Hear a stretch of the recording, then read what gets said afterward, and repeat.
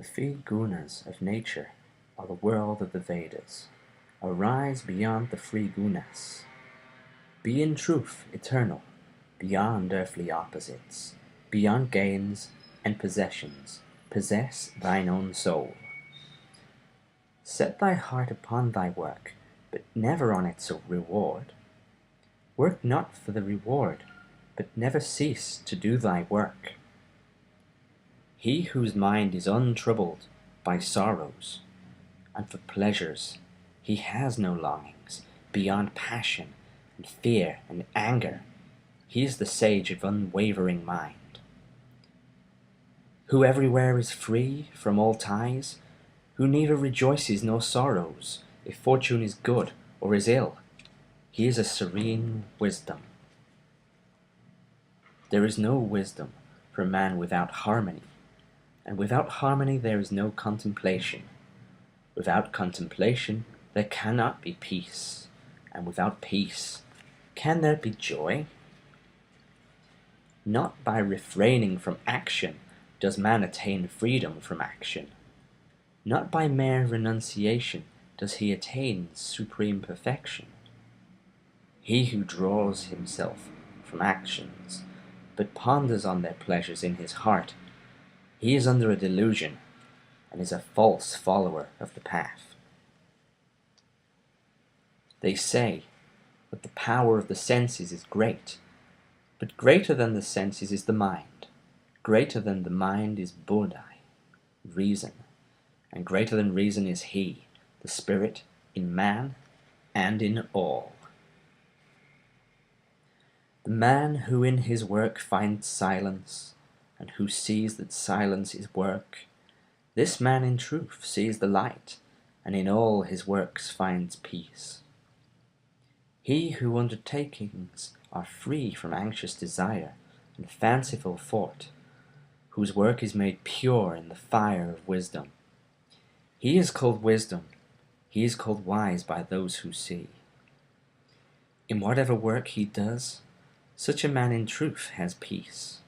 He accepts nothing, he relies on nothing, and ever has fullness of joy. He has no vain hopes, he is the master of his soul. He surrenders all he has. Only his body works, he is free from sin. But greater than any earthly sacrifice is the sacrifice of sacred wisdom, for wisdom is in truth the end of all holy work. I am not doing any work, thinks the man who is in harmony, who sees the truth. For in seeing or hearing, smelling or touching, or eating, walking or sleeping, or breathing, in talking or grasping or relaxing, and even in opening and closing his eyes, he remembers, it is the servants of my soul that are working. This man of harmony surrenders the reward of his work, and thus attains final peace. The man of disharmony, urged by desire, is attached to his reward, and remains in bondage. For the pleasures that come from the world bear in them sorrows to come. They come and they go, they are transient. Not in them do the wise find joy. The mind is restless, impetuous, self-willed, hard to train. To master the mind seems as difficult as to master the mighty winds. The mind is indeed restless, it is indeed hard to train. But by constant practice and by freedom from passions, the mind in truth can be trained. When the mind is not in harmony, this divine communion is hard to attain, but the man whose mind is in harmony attains it, if he knows and if he strives.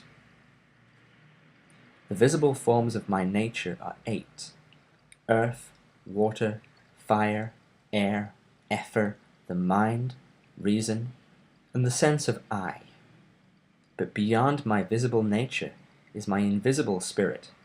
This is the foundation of life, whereby this universe has its being. There are four kinds of men who are good, and the four love Krishna. The man of sorrows, the seeker of knowledge, the seeker of something he treasures, and the man of vision.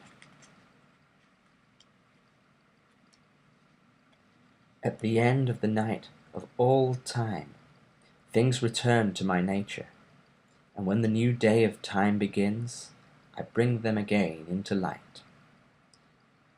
Thus through my nature I bring forth all creation, and this rolls round in the circles of time. There are men who know the three Vedas, who drink the Soma, who are pure from sin. They worship and pray for heaven. They reach indeed the heaven of Indra, the king of the gods. There they enjoy royal pleasures.